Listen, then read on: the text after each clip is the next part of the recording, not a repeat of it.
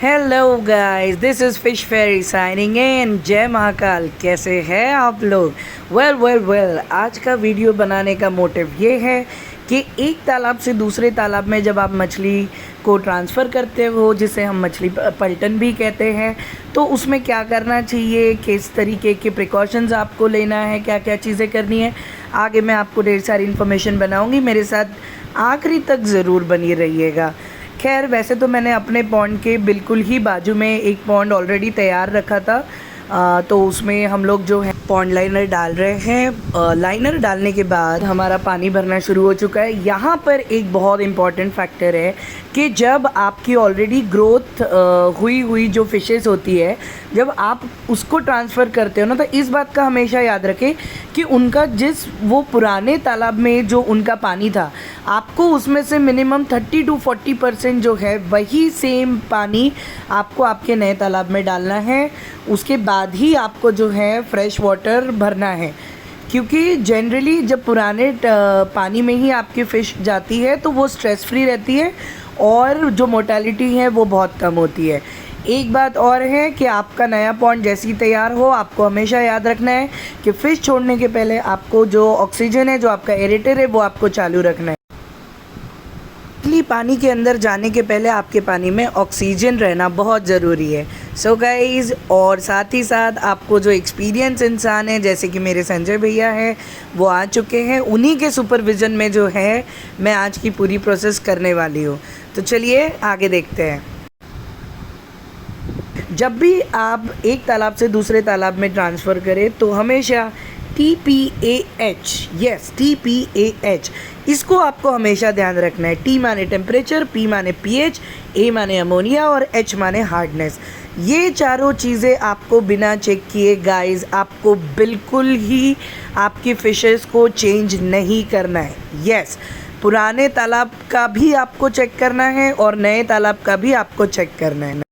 So guys, पहले शुरुआत करते हैं टेम्परेचर से। आपके जनरली फ़िश के पॉन्ड का टेम्परेचर जो है वो करीबन 25 से 32 डिग्री सेल्सियस के बीच में आपका होना चाहिए, बट हमने जब चेक किया तो हमारा अराउंड ऑफ 33 डिग्री सेल्सियस आया। ऑफ कोर्स भाई, हम लोग नागपुर जैसी जगह से हैं तो आपको तो पता है कि 41, 42, 43 एंड काउंटिंग टेम्परेचर में हम लोग रहने वाले लोग हैं, बट तब भी 33 डिग्री सेल्सियस मेरे पानी का टेम्परेचर रहा है। So it's kind of a good thing. Okay, तो जो pH है उसको हमने चेक किया, जो जनरली है आपके इसमें 6.5 से 9 के बीच में आपका जनरली pH होना चाहिए तालाब का। सो यस, इट्स अमेजिंग कि हमारा जो pH है वो 7.5 आया है, और सबसे बेस्ट जो pH माना जाता है ना वो होता है 7। ओके, तो साथ ही में हमने वापस अमोनिया का चेक किया। तो अमोनिया तो गाइज़, अगर आपका 0 आ रहा है तो यू हैव अ जैकपॉट, क्योंकि 0 इज़ द बेस्ट कि आपका अमोनिया आना चाहिए। बट जनरली 0.5 ppm तक के हम लोग इसको कंसिडर करते हैं। बट आई एम हैप्पी कि हमारे दोनों पॉन्ड का जो अमोनिया है वो 0 आया है। So I am happy. Okay, so here is water hardness. Water hardness जो है गाइस, जनरली लोगों को लगता है कि इसमें चेक करने वाली कोई चीज़ नहीं है, but trust me, water hardness is a very important parameter. आपका जो पॉन्ड का हार्डनेस है वो करीबन 30 से 180 mg के आसपास में आपका हार्डनेस आना चाहिए। ओके, क्योंकि क्या है, मैंने अपना नहीं बताया, हमारा जो हार्डनेस वाटर लेवल आया वो 80 आया, which is almost very nice. Okay, so ये कभी भी आप याद रखिएगा ये सब चेक करते हुए कि generally day time, afternoon time और नाइट टाइम में ये जो सारे टेस्ट आप करेंगे ये वैरी करते हैं। तो इट्स ओके, कोई भी आप एक टाइम पे सारी चीज़ें चेक कर सकते हैं। और याद रखिए, जब भी बारिश आती है, बारिश आने से गाइस पॉन्ड के सारे पैरामीटर्स चेंज होते हैं। तो यस, हार्डनेस से लेकर सारी चीज़ें आप चेक करते रहो। सो गाइज़, आपको ये जो TPAH जो फार्मूला मैंने बताया, इसको रट लेना है अगर आपको फ़िश फार्मिंग करनी है तो। ठीक है, तब तक के प्रकाश काका और सब लोगों ने मिलके जो है वो जाल डालना शुरू कर दिया है। ठीक है, देखते हैं आज कैसा रिज़ल्ट भी आज देखने मिलेगा हमें, और साथ ही साथ क्वांटिटी भी समझ में आ जाएगी कि हमने जो स्पॉन कल्चर किया था, स्पॉन्स डाले थे, कितने हद तक के फिंगरलिंग्स हम लोग कर पाए हैं। तो चलिए, जब तक कि ये लोग जाल डाल के मछलियों को नज़दीक लेकर आते हैं, मैं आपको एक इम्पॉर्टेंट चीज़ बताती हूँ गाइस। जब भी आप इस तरीके का नेटिंग अपने फ़िश के साथ में करते हो ना, आप एक चीज़ हमेशा याद रखना कि आपको नेटिंग करने के कम से कम 2 से 3 दिन तक के जो है आपको अपने फ़िश को फीडिंग नहीं करानी है। Yes, you are hearing me correct, आपको फीडिंग नहीं करानी है, क्योंकि आपकी मछलियाँ बहुत ज़्यादा स्ट्रेस में होती है, बहुत ज़्यादा डरी हुई होती है। तो जैसे कि अभी भी आप लोग देख सकते होंगे, नेट के पास में मैंने जूम करके दिखाया है कैसे जंप कर करके दे आर ट्राइंग टू कि कैसे हम खुद को बचाए। तो वो जनरली नेट के बाहर कूदने की कोशिश करती है। तो बहुत ज़्यादा एफर्ट्स होते हैं, बहुत ताकत लगती है और बहुत उनको मेंटल भी स्ट्रेस आता है। तो ये हमको जितना हो सके हमको कम ही करना है। और साथ ही में जब हम ये प्रोसीजर करते हैं तो हमको 3 दिन तक के बिल्कुल भी फीडिंग नहीं देनी है। वैसे भी वो लोग नहीं खाते। हाँ, अगर आपको ऐसा लगता है कि थोड़ा सा दाना डाल के आप चेक कर सकते हो कि वेदर वो लोग खा रही है नहीं खा रही है, तो थोड़ा थोड़ा करके आप डाल के उनको, लेकिन जितना आप रोज़ डालते हैं उससे आपको बहुत ही ज़्यादा कम मात्रा में जो है फीड उनको देना है, अगर आपको नेसेसरी लगता है तो। लेकिन आपको प्रॉपर चेक करके ही थोड़ा थोड़ा बढ़ाना है। ओके, तो फीडिंग नहीं करानी है, दैट इज़ ओके, बट आपको ऑक्सीजन काफ़ी देर तक के, मिनिमम 4 से 5 घंटे तक के आपको जो है आपका एरेशन सिस्टम आपको चालू रखना है, जिससे कि नए पानी में वो मिक्स हो सके, नए पानी में उनको ऑक्सीजन प्रॉपर मिल सके।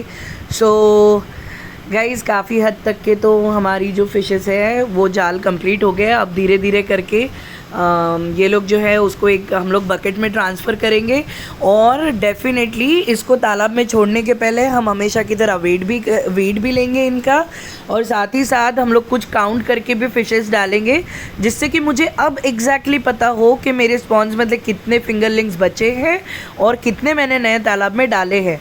जिससे कि हमको एक फ़ायदा होगा कि जब हम फिशेस को काउंट करके डालेंगे, I will get the exact figure of my fishes.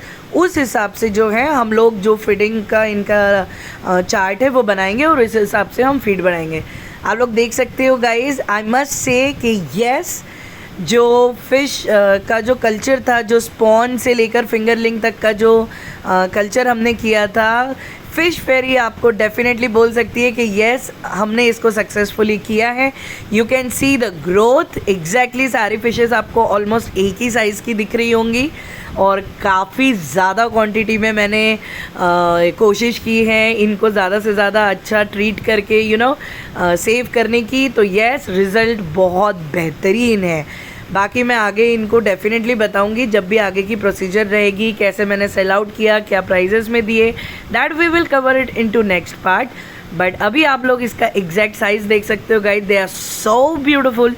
Look at the colour, कितना सुनहरा कलर है मेरी फिशेस का। इट मीन्स जो फीडिंग मैं इनको करा रही हूँ वो फीडिंग एकदम प्रॉपर ले रही है, और इनकी जिस हिसाब से स्किन आई है, this is pure amur carp fishes. Yes, so ये तो मैंने हाथ में इसलिए पकड़ा था ताकि हम लोग इसका एग्जैक्ट लेंथ देख सके कितना है। अब हम जो हैं इनको धीरे धीरे करके बहुत ही सॉफ्टली और डेलिकेटली जो है प्रकाश काका इसको गिन के धीरे धीरे करके पानी में छोड़ रहे हैं। आप हमेशा याद रखना कि जब भी हम इनको पानी में छोड़ते हैं ना, तो इनका जो एक्टिवनेस है वो बहुत कम हो जाता है, वो काफ़ी सिक फील करते हैं, क्योंकि बहुत ज़्यादा स्ट्रेस में भी आ जाते हैं। लेकिन आप इसको डेलिकेटली ट्रांसफ़र करें। सो गाइज, आज आपने देखा कि हमने एक पॉन्ड से दूसरे पॉन्ड में मछलियाँ कैसे शिफ्ट की। 2-3 जो पैरामीटर्स है वो हमको बिल्कुल भी नहीं भूलना है। हमने जब पानी में से मछलियाँ दूसरे पॉन्ड में ट्रांसफ़र की है, तो हमने पहले पीएच टेस्ट किया है, अमोनिया टेस्ट किया है, वाटर का हार्डनेस कितना है हमने वो टेस्ट किया है, और सबसे इम्पोर्टेंट हमने दोनों पॉन्ड का जो टेम्परेचर है हमने वो टेस्ट किया है।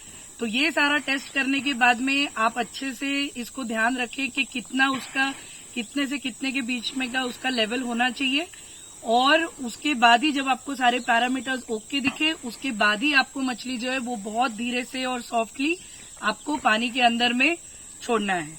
एक और बात है कि अगर आपके पानी में ज्यादा हार्डनेस या ज्यादा ऐसे कोई पैरामीटर्स ऊपर नीचे हो जाए, तो जो रॉक सॉल्ट आता है वो सॉल्ट आपको मछली डालने के पहले आपको उसके अंदर में उसमें छोड़ना है।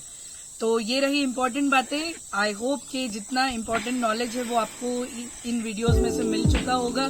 सो तब तक के लिए आप मेरे वीडियोस को सब्सक्राइब करते रहो, लाइक करते रहो और ज्यादा से ज्यादा जो बिगनर्स है आप उनको शेयर करते रहो ताकि रियल एक्सपीरियंस के साथ में वो लोग चीजें सीख सकें। So here is fish fairy signing off. जय महाकाल।